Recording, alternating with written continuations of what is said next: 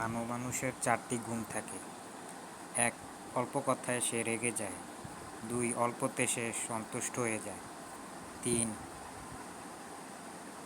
অল্পতে সে বন্ধু বানিয়ে নেয় এবং নিজে ঠকে যায়। 4.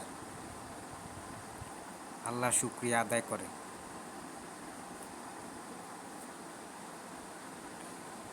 কিন্তু 1 নম্বর ভালো মানুষের দুঃখ বেশি।